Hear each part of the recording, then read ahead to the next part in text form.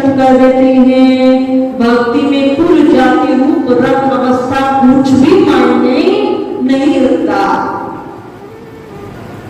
भक्ति में कोई कुल मायने नहीं रखता है, रूप रंग मायने नहीं रखता है।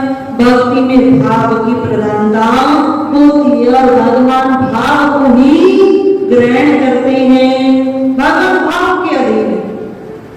तो इस प्रकार ब्रह्म सरोवर को पवित्र किया है, नवधा भक्ति का उपदेश दिया है और उसके पश्चात सबरी माता से पूछा है राम जी ने कि सीता जी की खोज करते हुए यहाँ पर आना रहा। सीता जी की खोज भगवान कर रहे हैं तो माता सबरी ने कहा कि आप सुग्रीव से मित्रता कीजिए और सुग्रीव से मित्रता कर सुग्रीव आपकी अवश्य सहायता करेगा। क्योंकि जो जहां का व्यक्ति होता है उसके पास अन्य उसके व्यक्तिगण होते हैं। जैसे कोई किसी देश का राजा है तो उसकी सेना अवश्य वहां मिलेगी, तो आपकी सुग्रीव अवश्य सहायता करेगा, आप सुग्रीव से मित्रता कीजिए। इस प्रकार कहकर जिसकी आस जिसका विश्वास राम जी थे, राम जी से भेंट हो गई थी। शबरी माता के हृदय में आंखों में राम जी की वे छवि, अंतःकरण में वे छवि पूर्णतः विराजमान हो गई और उसी छवि को देखकर शबरी माता ने अपने शरीर का त्याग कर दिया। तो देखो माता, हम सबको भी यदि शबरी बनना है तो अपने जीवन में कुछ विशेषताओं को प्रदान करना होगा।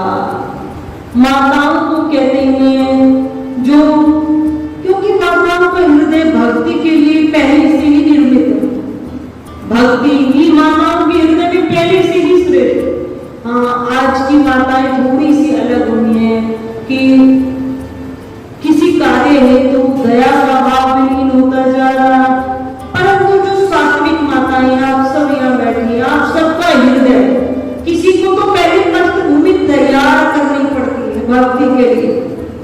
भक्ति के लिए एक पृष्ठभूमि पहले तैयार होगा, माताओं का हृदय पहले से भक्ति के लिए रेडी रहता है, तैयार है, उसमें सब प्रकार के बीज व्याप्त हैं, केवल भाव को प्रदान करना है, कुछ विशेषताओं को प्रदान करना है। जीव दया रखनी है, गुरु निष्ठा रखनी है, गुरु को जो कह दिया उस पर पूर्ण श्रद्धा हो जाए, हमारा तर्क समाप्त हो जाए। तीसरी निष्काम सेवा, हम निष्काम सेवा करें। कोई घर में अति बीमार है तो ये भाव हमारे अंदर में आए, इसकी सेवा में क्यों करूं, ये मेरे अपने नहीं है, या इन्होंने मेरे साथ जीवन में इतना अमुक गलत कार्य किया है, ये मुझे अपशब्द कहते हैं, मैं इनकी सेवा क्यों करूं।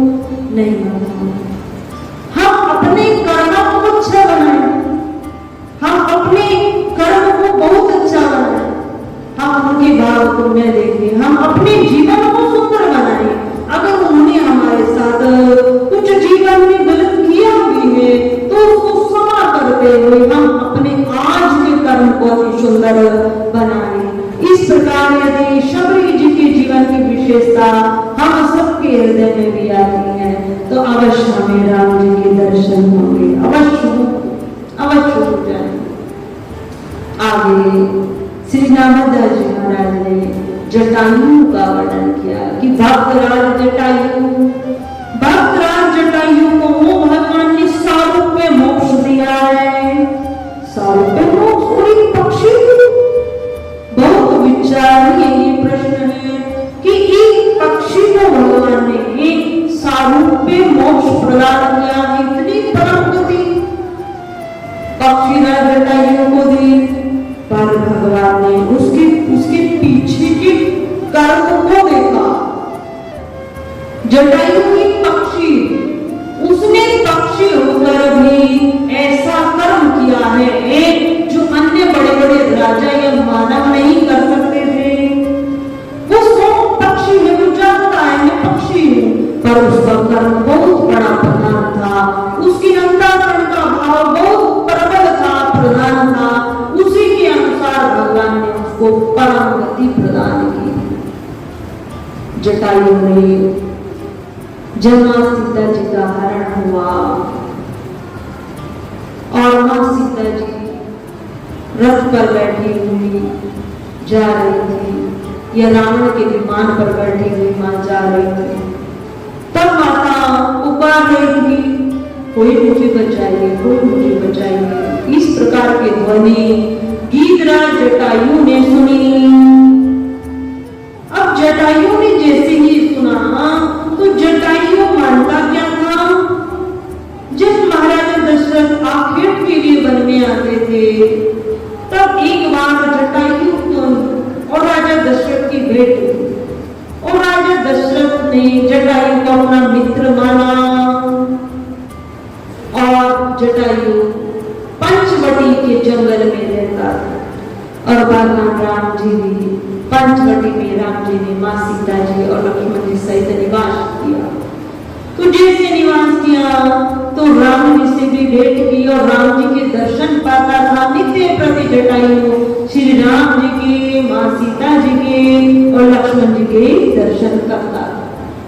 तो दर्शन पाता था, जिसने भगवान के दर्शन को पाया है उसकी बुद्धि पूर्ण पवित्र हो गई, उसके अंतःकरण की आत्मा निर्मल हो गई। भले ही वो शरीर से पक्षी था पर अंतर आत्मा पूर्ण निर्मल थी और गीधराज जटायु मां सीता जी की भी रक्षा करता मानता था, मेरे मित्र की ये पुत्र वधू है तो मेरे भी पुत्र वधू है, मेरे मित्र राजा दशरथ की ये पुत्र वधू है तो मेरी भी पुत्र वधू हुई, मेरी पुत्र वधू तो बड़ा देखकर प्रसन्न होता था गीधराज जटायु। और जब माता जानकी का सीता जी ने हरण किया तो अपनी योग्यता अनुसार रावण से युद्ध किया। बस इसी उसके कर्म ने भगवान ने उसको 100 रुपये मोक्ष प्रदान कर दिया। गीधराज जटायु को पता था ये रावण मुझे मार देगा, परंतु अपने कर्म को श्रेष्ठ किया। मैं जितनी योग्यता से रावण से युद्ध कर सकता हूं सो करूंगा और किया। चोट से घायल भी किया, चोट मारता रहा, जैसे उसके शरीर था उससे युद्ध किया और रावण ने उसके पंखों को काटकर उसको धराधाम पर धराशायी किया। राम जी ने गोदी में बिठाया और गीधराज जटायु ने बताया कि मां जानकी को रावण राक्षस राज रावण लेकर गया है, बहुत शुभ समाचार बताया और दक्षिण दिशा से लेकर गया है और रावण के साथ मैंने युद्ध किया तो रावण ने मेरे दोनों पंखों को काटकर मुझे धरती पर गिरा दिया।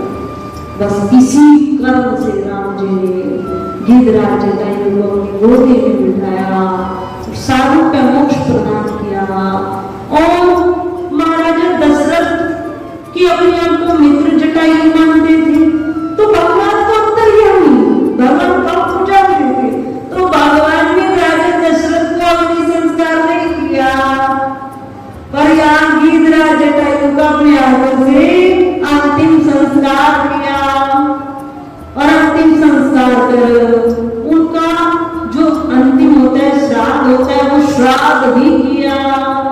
कितनी परम गति गीधराज जटायु को मिली, क्योंकि भगवान के लिए हम सब एक है, पशु पक्षी सबके प्रति स्नेह एक है। तो भगवान ने अंतिम संस्कार भी किया, श्राद्ध भी किया और परम पद गीधराज जटायु को दिया। भगवान बहुत दयावान है, बहुत दयावान है। यदि हम किसी व्यक्ति पर विशेष दया करते हैं, उसकी जीवन में यदि कष्ट है और उस कष्ट में हम उसकी सहायता कर देते हैं तो माताओं एक बात आप हृदय में बिठा लेना, स्थिर कर लेना, वो प्राणी खुश होता है तब बहुत अच्छा है कि अमुक व्यक्ति ने मुझे सहायता दी है, मेरा सहयोग किया है, मेरे कष्ट को निवृत्ति की है, दूर किया है। अगर मैं प्रसन्न हो जाता तब बहुत अच्छी बात है और प्रसन्न नहीं होता है तो भी हम सबको प्रसन्न रहना चाहिए। क्यों मेरी परमात्मा खुश हो जाते हैं। अगर आप किसी के कष्टों को दूर कर देते हैं ना तो वो मानव खुश हो या नहीं हो, पर मेरा भगवान, मेरा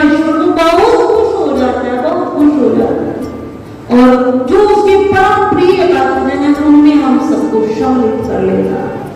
तो ऐसे मार्गों को खोजते रहना चाहिए कि मैं अपने अनुभव क्या सेवा उसकी कर सकता हूँ, कैसे उसको सुख पहुंचा सकता हूँ। वो मानव खुश है या नहीं है, इस बात से अपने आप को गुण रखते हुए परमात्मा में चित्त प्रति जोड़े। मेरे परमात्मा बहुत खुश होते हैं यदि मैं किसी के सुख का हेतु बन जाऊं, किसी को सुख पहुंचाऊं, तो परमात्मा खुश होते हैं। तो इस प्रकार हम भगवान की परम प्रिय सभी भक्त बने, भगवान के हृदय में भी हम सबका वास हो।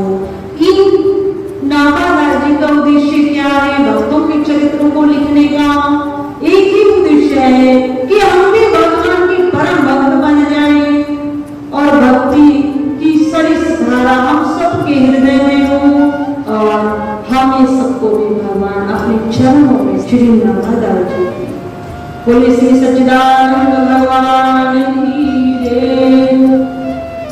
श्री कृष्ण गोविंद हरे मुरारी, हे नाथ नारायण वासुदेवा।